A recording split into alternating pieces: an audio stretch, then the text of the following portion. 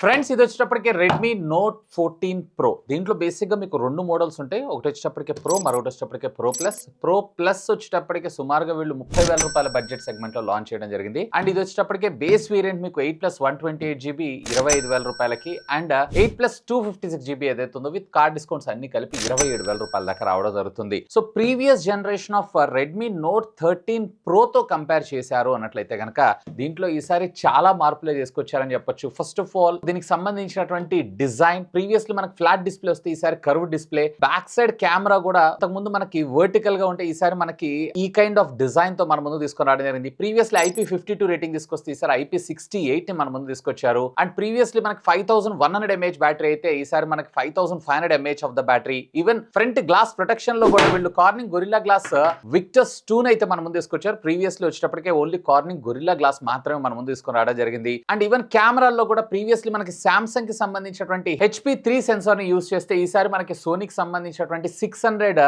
లీటియా censor ఏదైతే flagship లో మనం చూసాం వాటిని యూజ్ చేయడం జరిగింది. సో ఇవి మేజర్ గా ఉండేటువంటి డిఫరెన్సెస్ అయితే. సో ఈ రోజు ఈ వీడియోలో దీనికి సంబంధించినటువంటి కంప్లీట్ డీటెయిల్డ్ ఇన్ డెప్త్ రివ్యూని అయితే మనం చూసేద్దాం. అంటే ఏ ఆస్పెక్ట్ లో దీన్ని మనం పర్చేజ్ చేయొచ్చు చేయకూడదు అనే దాని గురించి. నన్ను అడిగితే టు బి ఫ్రాంక్ ఒకప్పుడు రెడ్మీ అగ్రెసివ్ గా మన ముందుకు తీసుకొస్తున్నటువంటి ప్రైసింగ్ కావచ్చు, ఫీచర్స్ కావచ్చు, as of now almost last 3-4 generations నుంచి అయితే నేను చూడట్లేదని చెప్పుకోవచ్చు. But let us discuss in detail. First మనం బాక్స్ నుంచి మనం స్టార్ట్ చేద్దాం. ఎందుకంటే అన్బాక్సింగ్ చేయలేదు, బట్ బాక్స్ లో మాత్రం ఏ ఒక్క యాక్సెసరీ మిస్ అవ్వకుండా అన్ని ప్రొవైడ్ చేశారు. లైక్ మొబైల్ ఉంది అండ్ దీని తర్వాత 45 వాట్స్ కి సంబంధించినటువంటి charger, type A to type C cable and silicone case తో పాటు కొంత paper work and SIM ejecting pin కూడా మనకు ప్రొవైడ్ చేశారు. సో బాక్స్ లో ఇవాళ రేపు మిగతా బ్రాండ్ లాగా వీళ్ళు ఎలాంటి నాటకాలు చేయకుండా బాక్స్ లో మనకి ఫుల్ యాక్సెసరీస్ అయితే ప్రొవైడ్ చేయడం జరిగింది. ఫస్ట్ ఆఫ్ ఆల్ దీనికి సంబంధించినటువంటి ప్రోస్ గురించి మాట్లాడుకుందాం. ఫస్ట్ ప్రో వచ్చేటప్పటికి దీని డిజైన్ అండ్ బిల్డ్ గురించి మాట్లాడుకోవాలి. సైడ్ అంతా కూడా మనకి పాలికార్బోనేట్ ప్లాస్టిక్ ని ఇచ్చారు. బ్యాక్ సైడ్ మాత్రం వీగన్ లెదర్ తోటి మన ముందుకి తీసుకొని రావడం జరుగుతుంది. ఇన్ హ్యాండ్ ఫీల్ చాలా బాగుంటుంది, which is good thing. And back side మీకు క్వాడ్ కెమెరాస్ అన్నట్టు కనిపిస్తుంది, కానీ దీంట్లో ఒకటి వచ్చేటప్పటికి మనకి కేవలం ఫ్లాష్ లైట్ మాత్రమే. అండ్ ఈసారి దీంట్లో ప్రీవియస్లీ IP52 రేటింగ్ ని తీసుకొస్తే IP68 ని మన ముందు తీసుకొచ్చారు. వాటర్ లో కంప్లీట్లీ ఇది డిప్ చేసిన 1.5 మీటర్ అప్ టు 30 మినిట్స్ దాకా ఇదైతే సస్టైన్ అవ్వగలదు. ఇది కూడా ఒక గుడ్ మూవ్ అని చెప్పొచ్చు. అండ్ ఫ్రంట్ కూడా ప్రొటెక్షన్ వీళ్ళు కార్నింగ్ గొరిల్లా విక్టస్ 2 ని మన ముందు తీసుకొచ్చారు. వేరే ప్రీవియస్లీ మనకు వచ్చేటప్పటికే కేవలం కార్నింగ్ గొరిల్లా విక్టస్ మాత్రమే తీసుకొచ్చారు. ఆల్మోస్ట్ ఒక ఫ్లాగ్షిప్ లెవెల్ ప్రొటెక్షన్ ఇందులో ఉందని చెప్పుకోవచ్చు. అండ్ ఫోన్ కూడా అరౌండ్ 190 గ్రామ్స్ దాకా మాత్రమే రావడం జరుగుతుంది, విచ్ ఇస్ డిజైన్ ఆస్పెక్ట్ వ్యూలో ఎస్థెటిక్స్ లో దిస్ ఇస్ పర్ఫెక్ట్లీ ఓకే అని అంటాను. ఇది కూడా ఒక ప్రో ఎలిమెంట్ కింద చూడొచ్చు. బట్ మీరు పర్చేజ్ చేయాలనుకుంటే ఈ పర్పుల్ కలర్ అయితే ట్రై చేయండి. దీంట్లో vegan leather or black colour కూడా చూడండి, అది బాగుంటుంది బాయ్స్ కి ఎక్కువగా అండ్ లేడీస్ కి అయితే ఇది, which is another good move అని అంటాను. ఇక మరొక ప్రో విషయానికి వచ్చారంటే దీని డిస్ప్లే గురించి మాట్లాడుకోవాలి. నిజంగా ఈ బడ్జెట్ సెగ్మెంట్ లో one of the best, almost all అన్ని ఫీచర్స్ ని కలబోస్తూ మనకి ఈ డిస్ప్లే ని మన ముందు తీసుకొచ్చారని చెప్పొచ్చు. 6.67 ఇంచెస్ కి సంబంధించినటువంటి 1.5K రెజల్యూషన్ 12-బిట్ ప్యానల్ కి సంబంధించినటువంటి AMOLED డిస్ప్లే, అది కూడా 120Hz స్క్రీన్ రిఫ్రెష్ రేట్ తో రావడం జరుగుతుంది. 63 బిలియన్ కలర్స్ ని ఇది జనరేట్ చేయడంతో పాటు వైడ్ 1L1 సర్టిఫికేషన్ మన ముందు తీసుకొచ్చారు. అమెజాన్ ప్రైమ్, నెట్ఫ్లిక్స్ ఇలాంటి వాటన్నిటిలో మీరు ఫుల్ HD లో కంటెంట్ ని వాచ్ చేయడంతో పాటుగా డాల్బీ విజన్ సపోర్ట్ ని కూడా మన ముందు తీసుకొచ్చారు. ఒకవేళ మీ main primary motto content consumption ఎక్కువగా చేస్తుంటారు అన్నట్లయితే గనక ఖచ్చితంగా ఈ బడ్జెట్ సెగ్మెంట్ లో వీళ్ళు ఆఫర్ చేసినటువంటి ఫీచర్స్ అయితే ఎవరు చేయట్లేదని చెప్పొచ్చు. ఇంతేకాదు లో లైటింగ్ కోసం వీళ్ళు PWM డిమ్మింగ్, అది కూడా 1920 Hz, even touch sample rate కూడా వీళ్ళు సుమారుగా 2560 Hz దాకా మన ముందు తీసుకొని రావడం జరుగుతుంది,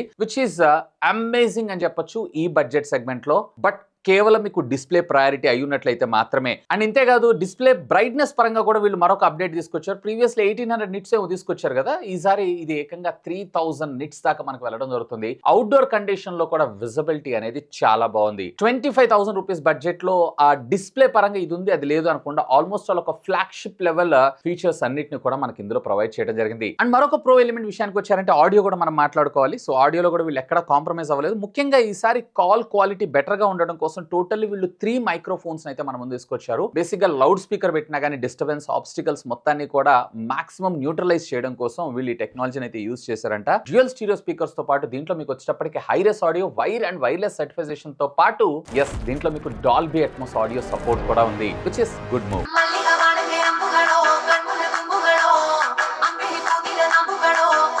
ఇక నెక్స్ట్ ప్రో విషయానికి వచ్చారు అంటే ఖచ్చితంగా దీని బ్యాటరీ టెక్నాలజీ గురించి మనం మాట్లాడుకోవాలి. ఇక్కడ కూడా వీళ్ళు హ్యూజ్ అప్గ్రేడ్ చేశారని చెప్పొచ్చు. ఆఫ్ కోర్స్ ఒక అప్గ్రేడ్ ఒక డౌన్ గ్రేడ్ కూడా ఉంది, బట్ డౌన్ గ్రేడ్ కన్సిడర్ చేయాల్సిన అవసరం అయితే లేదు. ఎందుకు అనేది కూడా నేను మీకు చెప్తాను. ఫస్ట్ ఆఫ్ ఆల్ ప్రీవియస్లీ మనకి 5100 mAh ఇస్తే ఈసారి 5500 mAh ఆఫ్ ద బ్యాటరీని తీసుకొచ్చారు. అదే థిక్నెస్ లో ఎలా పాసిబుల్ అయింది, ఇంకొక 400 mAh ఎలా పెంచారు అని అంటే ప్రీవియస్లీ మనకి లిథియం అయాన్ టెక్నాలజీకి సంబంధించినటువంటి బ్యాటరీస్ ని యూస్ చేసి ఇప్పుడు సిలికాన్ కార్బన్ బ్యాటరీని అయితే యూస్ చేశారు. బేసిక్ గా దీని వల్ల మనకు వచ్చినటువంటి అడ్వాంటేజ్ ఏంటంటే mAh పెరుగుతుంది అండ్ సైజ్ ఏదైతే ఉందో సేమ్ గా ఉండడం జరుగుతుంది. అండ్ mAh పెంచినా కానీ వీళ్ళు ఇందులో మనకి చార్జర్ ని డౌన్ గ్రేడ్ చేశారు. ప్రీవియస్లీ మనకి 67 వాట్స్ అయితే ఈసారి 45 వాట్స్ ని ప్రొవైడ్ చేశారు. బట్ ఛార్జింగ్ టైమ్ లో మాత్రం మీకు ఎలాంటి డిఫరెన్స్ అయితే ఉండదు. దీనికి గల రీజన్ ఏంటి అంటే ఈ లేటెస్ట్ వాడినటువంటి టెక్నాలజీ అండ్ ఇది 0 to 60% ఆఫ్ ద ఛార్జింగ్ కేవలం 30 minutes లో కంప్లీట్ అవుతుంది. And 0 to 100% of the charging around 1 hour time తీసుకుంటుంది. అండ్ బ్యాటరీ బ్యాకప్ విషయానికి వచ్చారు అన్నట్లయితే screen on time around 8 to 9 hours దాకా మీకు బ్యాటరీ బ్యాకప్ వస్తుంది. ఆరామ్సే ఏ డే మీరు ఎంత పెద్ద హెవీ యూజర్ అయినా కానీ దీన్ని యూజ్ చేసుకోవచ్చు. ఇక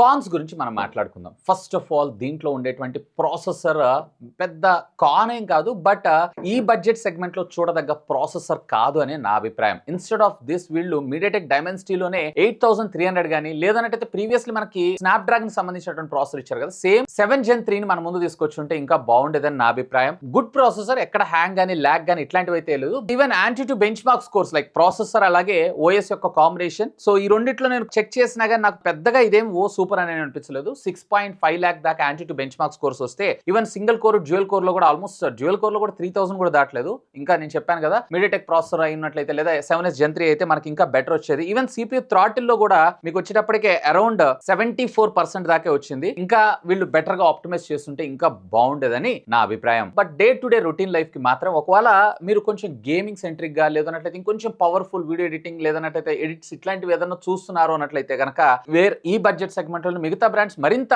బెటర్ ప్రాసెసర్ ని ఆఫర్ చేస్తున్నాయి. లైక్ పోకో F6 ఉంది. ఒకవేళ గేమింగ్ సెంట్రిక్ గా చూస్తున్నారు అన్నట్లయితే సో ప్రాసెసర్ పరంగా ఇది కూడా 4 nanometer బిల్ ఫిట్ అయిందే 5G processor, 10 bands of 5G networking technology ఉంటుంది. ఈవెన్ BGMI కూడా అప్ టు 90 FPS దాకా అయితే ఇది సపోర్ట్ చేస్తుంది. గేమింగ్ లో కూడా ఎక్కడ హీట్ అవ్వట్లేదు, ఎందుకంటే ఇప్పుడు అంతా క్లైమేట్ అంతా కూల్ గా ఉంది కాబట్టి. బట్ ఈ బడ్జెట్ సెగ్మెంట్ లో ప్రిఫర్ చేయదగ్గ ప్రాసెసర్ అయితే ఇది కాదు. ఇంకొంచెం బెటర్ ప్రాసెసర్ తీసుకొచ్చుంటే ఇంకా బాగుండేదని నా అభిప్రాయం. ఇన్ఫాక్ట్ ఇందులో మనకి LPDDR4X టెక్నాలజీకి సంబంధించిన ర్యామే ఉంది. అండ్ UFS 2.2 అట్లీస్ట్ 3.1 తీసుకొచ్చినా కానీ ఇంకా బెటర్ గా ఉండేదని నా అభిప్రాయం. సో పెర్ఫార్మెన్స్ వైజ్ గా స్టోరేజ్ విషయంగా నాకైతే చాలా చాలా చాలా బ్యాక్వర్డ్ ఉన్నారు. ఇంకా రెడ్మీ వరల్డ్ ఇంకా అప్డేట్ అవ్వాలని అనిపించింది. ఇన్స్టెడ్ ఆఫ్ దీంట్లో నన్ను అడిగితే కనుక IP68లు 69లు ఇలాంటి ఫీచర్స్ లేదా కార్నింగ్ గొరిల్లా విక్టస్ 2 ఇలాంటివి, అఫ్ కోర్స్ విక్టస్ 2 కూడా కావాలి, but Victus is more than enough. Victus కన్నా విక్టస్ 2 పెద్దగా మీకు ఏం డిఫరెన్స్ ఉండదు. సో వాటికి పెట్టేటువంటి అమౌంట్ లేదా R&D ఏదైతే ఉందో వీళ్ళు తీసుకొచ్చి ప్రాసెసర్ మీద ర్యామ్ అండ్ రోమ్ మీద తీసుకొచ్చారు. ఎందుకంటే ఎండ్ ఆఫ్ ద డే మనకు అల్టిమేట్ గా పవర్ఫుల్ ప్రాసెసర్స్, పవర్ఫుల్ స్టోరేజెస్ ఇవి ఉంటేనే మనము